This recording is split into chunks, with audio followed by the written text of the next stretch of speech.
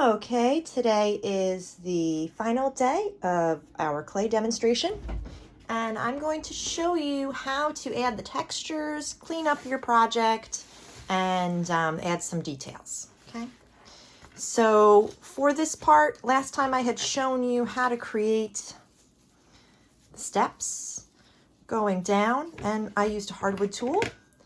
Another tool that I sometimes use is just a craft stick or tongue depressor that you just cut one side with the scissors.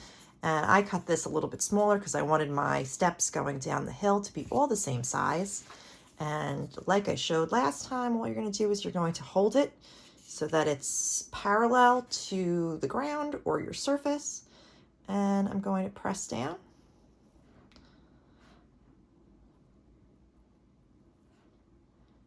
Move my clay a little bit out each time and press down to create steps that are going to lead down to my little beach feature.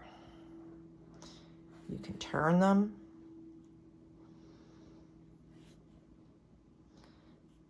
As you go, you don't want to press too hard so you're going through the clay or making your clay too thin, but you just want to create these little steps. You can also use this for some other things, such as sometimes I use this to create the waves. So I just kind of scrape it through, holding it at a little bit of an angle. And then I create some, kind of looks like waves.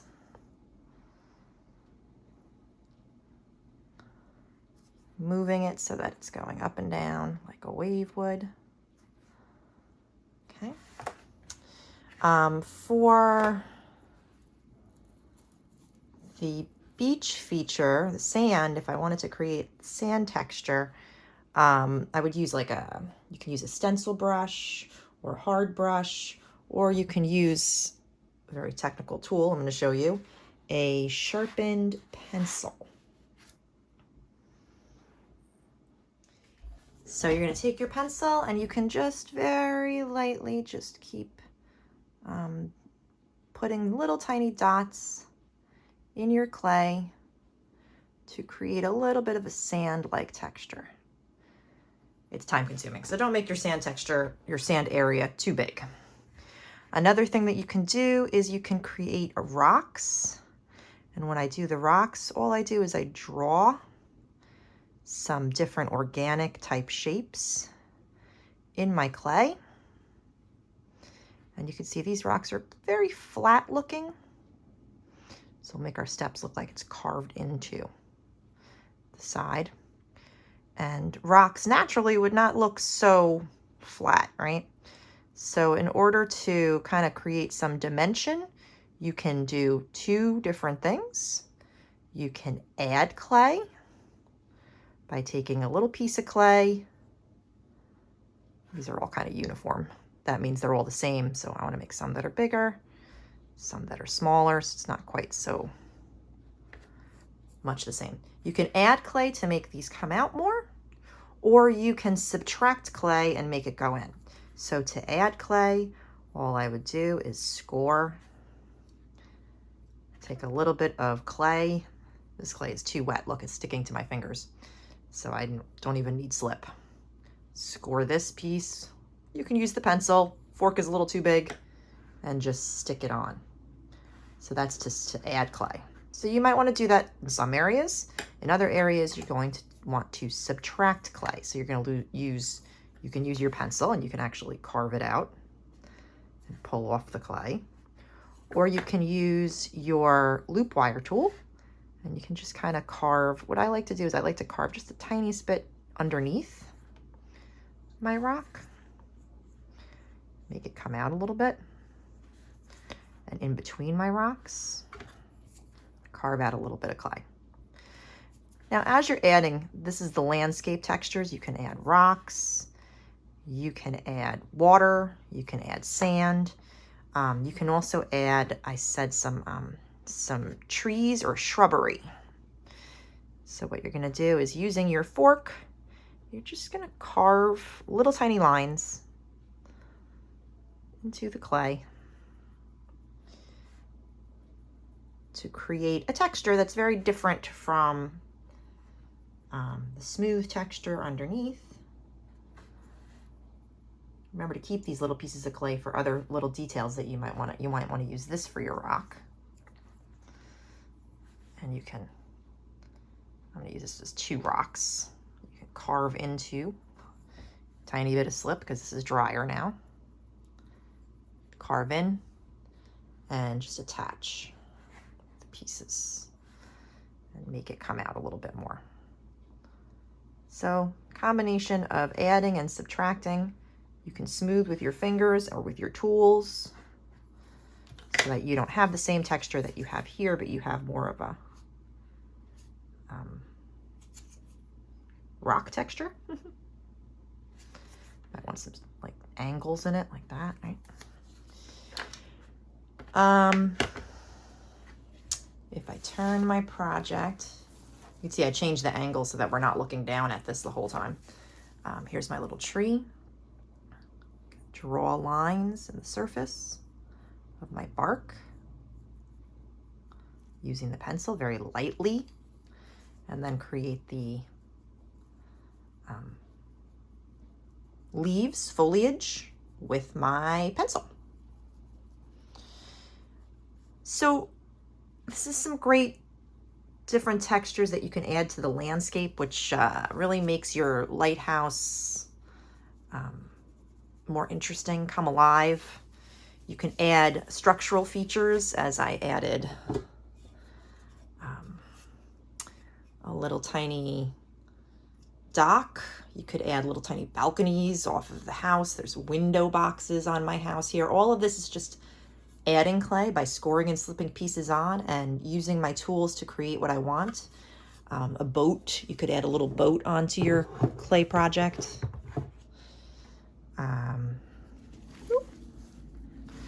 Okay, now for the architectural features, things like the siding, bricks, the roofing shingles, you're also going to use this very technical tool, a pencil.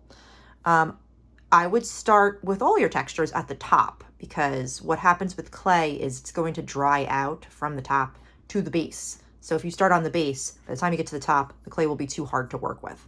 So the first thing you can do is you can add texture to this little lighthouse part. And you want to clean up your window now that it's starting to dry out just a little bit. It's a little more structurally sound. And before I add a piece around it to kind of finish it off, I want to make sure I finish all of my textures in here.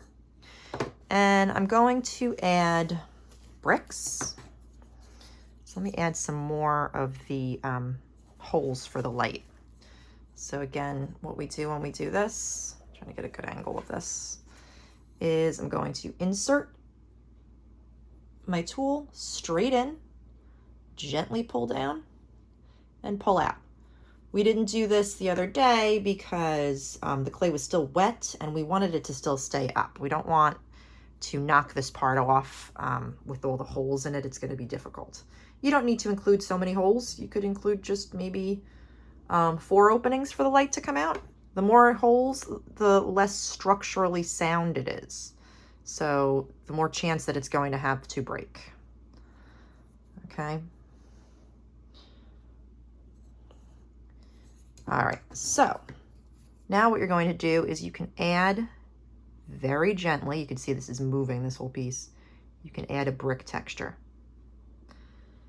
And when you add a brick texture, I'll show you on the side here where you can see it. Normally what I do is first around my windows and my doors, I trace around them gently with the pencil, because I want some kind of trim around the window. I don't want the brick necessarily going right up to the window.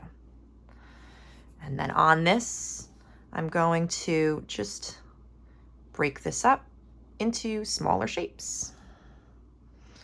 So it's like stone around my window. Sometimes what I'd like to do is just to keep this standing out a little bit more. Again, I would use my loop wire tool to kind of carve just gently around make it just slightly, ever so slightly, because the more you're carving or subtracting out of the clay, the thinner your walls are getting. So you really there's barely any of this being taken off.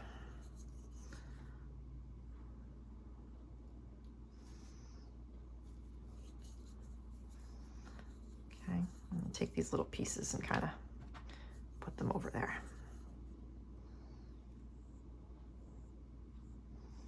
Okay, you can smooth it out with your finger a little bit. And now you're going to create the bricks. I'll try to do this in the light part. You're going to draw horizontal lines, all evenly spaced,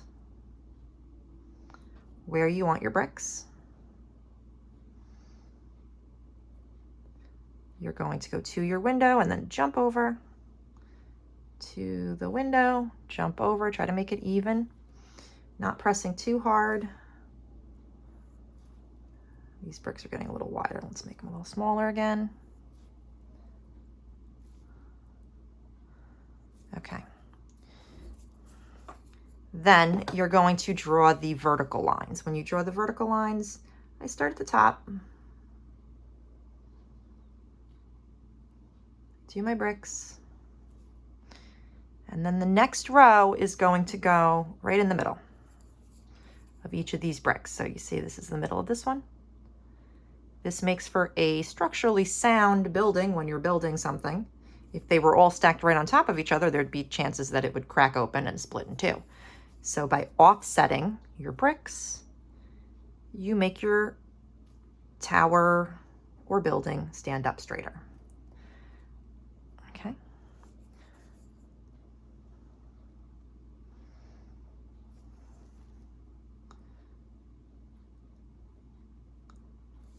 All right, you can do that around your entire tower. You can vary or change the texture. Maybe in your building, maybe they didn't use brick and they used siding, which is just straight pieces of wood. Just evening out my wall a little bit.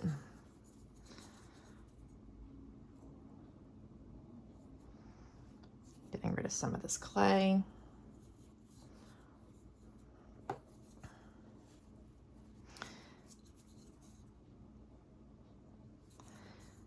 And again, I want some kind of a trim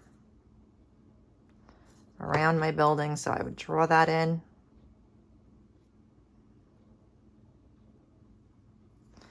And then I would just draw straight lines across.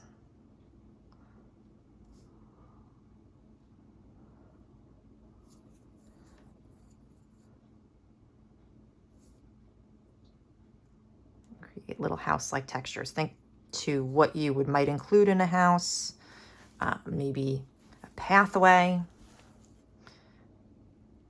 in front of your house, with some stones or bricks. Those can be more even.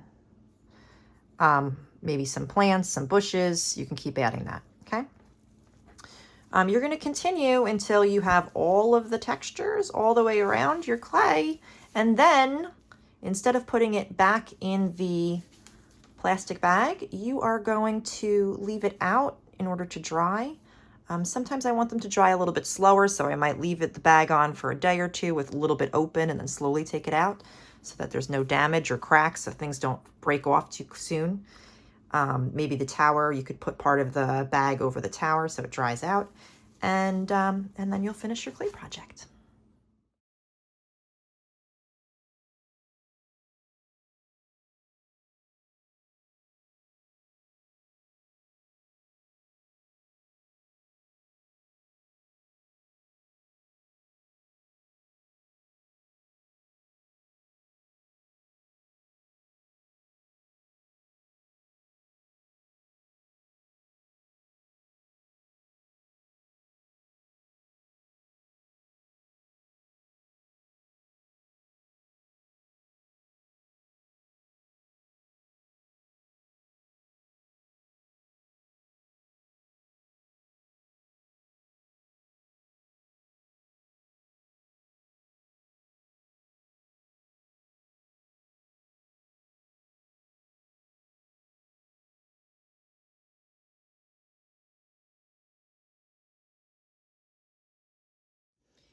And I'm almost finished with my textures. I still have some more thatched roofing to do, which I'll show you how to do, and some more brickwork.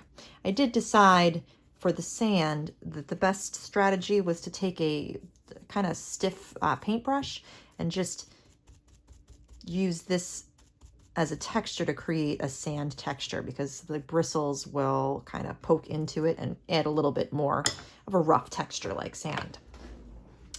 I added some more rocks on this side, and when I'm carving the rocks, what I do is I take my pencil, I hold it at an angle, and I scrape off the clay to kind of give my rocks some jagged edges so that it's not so uniform and it's not so smooth.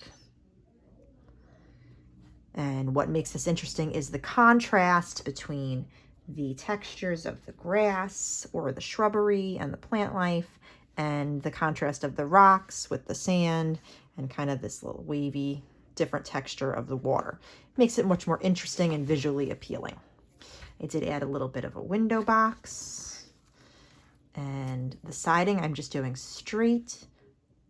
I can try to trim off some of my edges that look like clay that I want to square off just a little bit more. And then I'm going to create the thatched roofing, I'm going to just use little tiny lines, very straight, and imagine that it's a different kind of straw material. There's different treatments for roofing. You could do something that looks like shingles. You could do something wavy. I think in this one I have like some wavy lines, and then I did little lines on them. So you can look online for different types of roofing and create something that's unique in your own.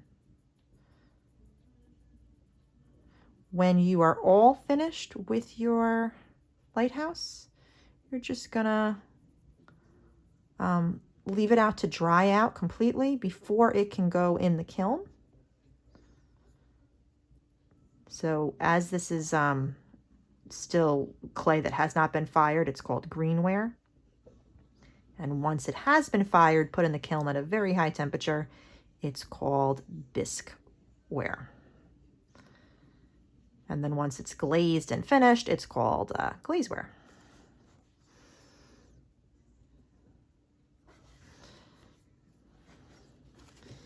Again, just finish up bricks, little tiny lines, just using a pencil. It's as easy as just drawing it on. The thing that makes this most interesting looking and realistic is actually the easiest thing to do, using just a pencil tool and drawing little tiny lines all over my project.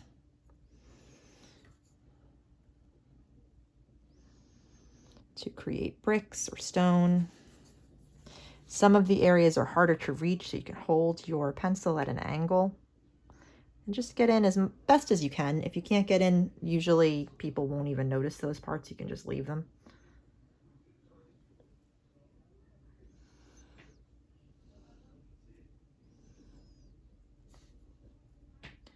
And my clay lighthouse is almost complete.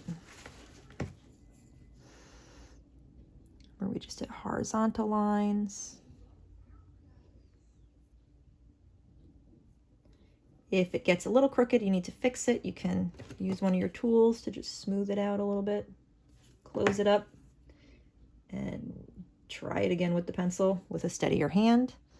You want to hold this gently and not press into any of these textures, because then you'll be redoing them, which is not all that fun.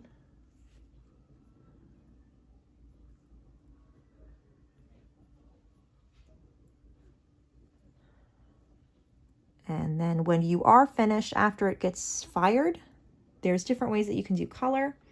You could use just regular paint, an opaque paint if you want some whites. And I covered it with an acrylic glaze to kind of give it a little bit of a sheen. Okay, this one's painted. This one was painted with different colored glazes, called an underglaze. So you can see it's much shinier and more permanent. So we'll decide how we'll do these in the classroom when we get there. Okay, so lighthouse done. Let that dry, and I cannot wait to see what you create.